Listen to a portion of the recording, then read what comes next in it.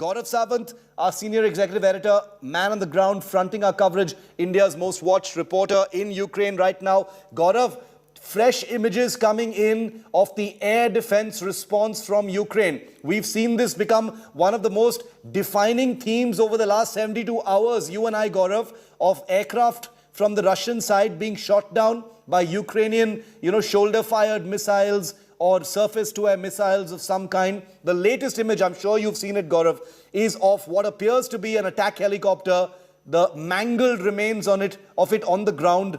And, I think a Ukrainian soldier or some kind of military personnel taking a video of it with his mobile phone. What are you hearing? Do we know where this was? So many such videos coming in from the Ukraine.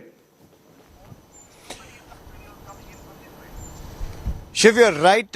In fact, in the past 12 hours, so midnight yesterday, the midnight last night, the update was 94 Russian aircraft and helicopters had been shot down in 11 days of war. We are now being told another 2 have been taken down. One was a fighter jet somewhere near somewhere near Kherson area, somewhere in the south, and the other not far from Irpin or Chernihiv is what we are being told.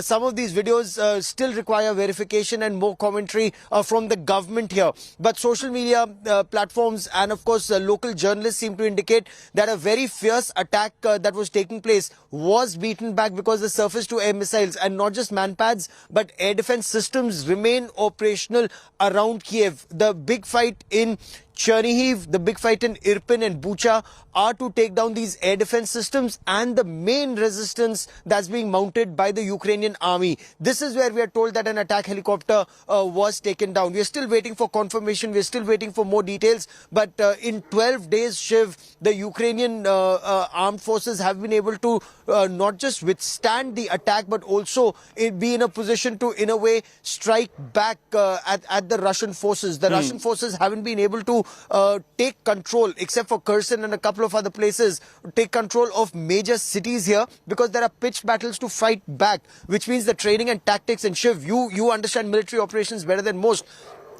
Even if you lose a city, the forces are in a position to immediately launch a counter-attack to retake the city. And that seems to be happening at multiple locations, even as the fierce fighting was being reported till at least some time back in Irpin and Bucha. Now it remains to be seen whether that ceasefire comes into effect that's been announced by Russia, including here in Kiev, and whether it would include these places of Bucha, Ostomel and Irpin, Shiv. Okay, Gaurav, continue to stay with me. One of the most defining images of the last 24 hours has also been, a very, very aggressive attack, not in the eastern part of the country where most of the attacks are happening or in the north, but in the southwestern part.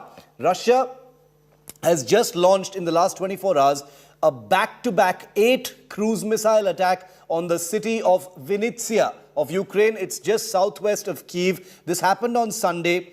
Completely, we'll put those pictures on your screen in a moment, completely destroying the Havrishovka airport in Vinnytsia. It's a very important airbase. Let's put those pictures up. Let's put the pictures up of the Vinnytsia attack, which has happened in just the last 24 hours. It's a very important airport that has been destroyed not very far from Kyiv, a couple of 100 kilometers away from Kyiv.